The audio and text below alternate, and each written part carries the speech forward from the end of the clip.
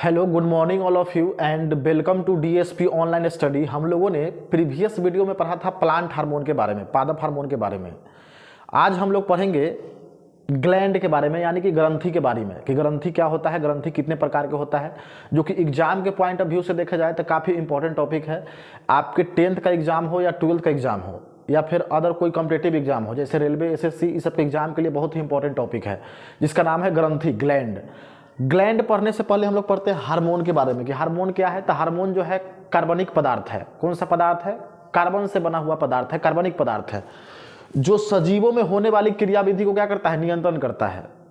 कोई पूछे हार्मोन क्या है, तो हार्मोन जो है कार्बनिक पदार्थ है, जो सजीवों में होने वाली क्रियाविधि को क्या करता है? नियंत्रण करता है। जैसे में सजीव में क्या होगा? तो वृद्धि होगा, मतलब कोई भी आदमी छोटा से बड़ा होगा, फिर विकास होगा, प्रजनन होगा, रिप्रोडक्शन होगा, ग्रोथ होगा, डेवलपमेंट होगा। इस सबको नियंत्रण कौन करता है? तो इस सबको नियंत्रण करता है हार्मोन। अब इसके बाद हम लोग देखते हैं ग्लैंड के बारे में। ग्लैंड क्या होता है? तो ग्लैंड को बोलते हैं हिंदी में ग्रंथि। ग्लैंड क्या है? तो ग्लैंड जो है वह अंग है जो खून में क्या करता है? हार्मोन बनाता है और स्रावित करता है। खून में हार्मोन को बनाता है और स्रावित करता है, उसी को क्या बोलते हैं? ग्लैंड बोलते हैं, ग्रंथि बोलते हैं। ग्रंथि जो होता है 3 प्रकार के होता है। कितने प्रकार के होता है? 3 प्रकार के। पहला है बहिस्रावी ग्रंथि, दूसरा है अंतःस्रावी ग्रंथि, तीसरा है मिश्रित ग्रंथि। अच्छा, बहिस्रावी ग्रंथि किसको बोलेंगे? तो बहिस्रावी ग्रंथि जो है या ग्रंथि का प्रकार है, मतलब ग्लैंड का प्रकार है। ग्लैंड का पहला भाग है, कैमा भाग है? ये पहला भाग है, जिसमें खून जो होता है नली के संपर्क में नहीं होता है। इसमें नली से इंजाइम निकलता है, मतलब ट्यूब से क्या निकलेगा? ट्यूब से इंजाइम निकलता है। यह ग्रंथि के प्रकार है जिसमें इंजाइम नली से बहता है। किससे बहता है? नली से बहता है, जो खून के संपर्क में नहीं होता है। जैसे में आंसू निकलता है, तो आंसू से खून बहता है? नहीं बहता है। फिर इसके बाद कीचड़, आंख से जब कांची निकलता है तब खून बहता है? नहीं बहता है। फिर इसके बाद मोम मतलब कि गूंज, कान में जो गूंज होता है उससे खून निकलता है? नहीं निकलता है। फिर शुक्राणु, पसीना, ये सब क्या है? लार, सीबम, ये सब क्या है? ये सब है बहिस्रावी ग्रंथि, जिसको इंग्लिश में होता है एक्सोक्राइन ग्लैंड। क्या बोला जाता है? Exocrine gland. आगे हम लोग देखते हैं कुछ बहिस्रावी, इंपॉर्टेंट बहिस्रावी ग्रंथि। पहला है सेरुमीन ग्लैंड। कौन सा ग्लैंड? सेरुमीन ग्लैंड। सेरुमीन ग्रंथि कान में पाया जाता है। पूछा जाए कि सेरुमीन ग्रंथि कहाँ पाया जाता है, तो कान में पाया जाता है। इसका काम क्या है? मोम का निर्माण करना, माने कि गूंज का निर्माण करना। कान में क्या करता है? मोम का निर्माण कौन सा ग्रंथि करता है? तो सेरुमीन ग्लैंड।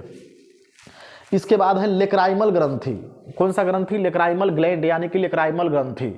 ये कहाँ पाया जाएगा? तो ये जो है आंख के ऊपरी भाग में पाया जाता है। आंख के ऊपर वाला भाग है, उसमें कौन सा ग्रंथि पाया जाता है?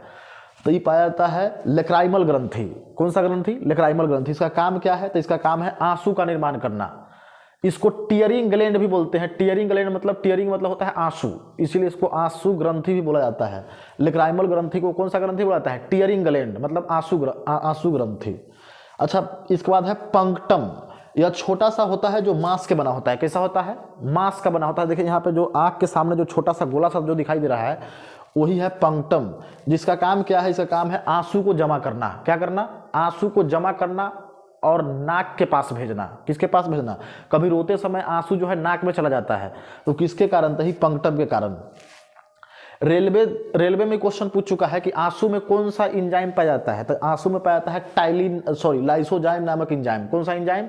लाइसोजाइम नामक इंजाइम पाया जाता है किसमें? आंसू में।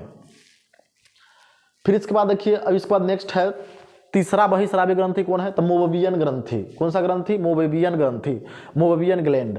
ये कहाँ पाया जाता है? तो आंख के नीचे वाले भाग में। कहाँ पे पाया जाएगा? ये आंख के नीचे वाले भाग में कौन सा ग्रंथि पाया जाता है? तो मोवेबियन ग्रंथि। ऊपर वाला में लेक्राइमल ग्रंथि।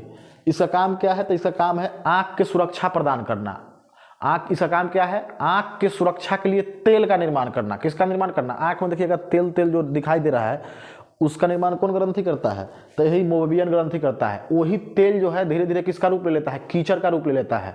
जो ठंडा के मौसम में चाहे गर्मी के मौसम में ज़्यादा हो, तो कीचड़ जो है ज़्यादा गर्मी होने के कारण चाहे ज़्यादा ठंडा होने के कारण क्या होता है? आँख से बाहर होने लगता है। उस समय आँख जो है सटने लगता है। तो कौन से ग्रंथि के कारण? तो यही ग्रंथि है मोवेबियन ग्रंथि, जो किसका निर्माण करता है? कीचड़ बनाने में मदद करता है। अब इसके बाद है स्वेट ग्लैंड। स्वेट ग्लैंड का काम क्या है? पसीना का निर्माण करना। क्या काम है इसका? पसीना का निर्माण कौन सा ग्रंथि करता है? तो स्वेट ग्लैंड करता है। अब है सीबेकस ग्रंथि। सीबेकस ग्रंथि कहाँ पे पाया जाता है? तो नाक के ऊपर पाया जाता है। इसका काम क्या है? तो इसका काम है सीबम का निर्माण करना। जैसे सीबम किसको बोलेंगे? तो सुबह में उठते समय नाक पे देखिएगा जो तेल तेल टाइप का लगा हुआ रहेगा, जो पूरा एकदम लगा कि वायली वायली पूरा गाल पे चाहे नाक पे, उसी को बोलते हैं सीबम। जो कहाँ पे पाया, कौन सा ग्रंथि निर्माण करता है, तो सीबेकस ग्रंथि जो है इसका निर्माण करता है। फिर आगे है स्लैबरी ग्लैंड। स्लैबरी ग्लैंड किसको बोलते हैं, इसको बोलते हैं लार ग्रंथि। लार में कौन सा एंजाइम पाया जाता है, तो लार में पाया जाता है टाइलिन नामक एंजाइम। प्रतिदिन कितना लार का निर्माण होता है, कितना थूक का निर्माण होता है, तो 1.5 लीटर थूक का निर्माण होता है। इसका निर्माण कौन करता है, तो स्लाइवरी ग्रंथि। स्लाइवरी ग्रंथि कौन सा ग्रंथि, हमारे शरीर में प्रतिदिन 1.5 लीटर लार का निर्माण होता है। लार में कौन सा एंजाइम पाया जाता है, तो टाइलिन नामक एंजाइम पाया जाता है।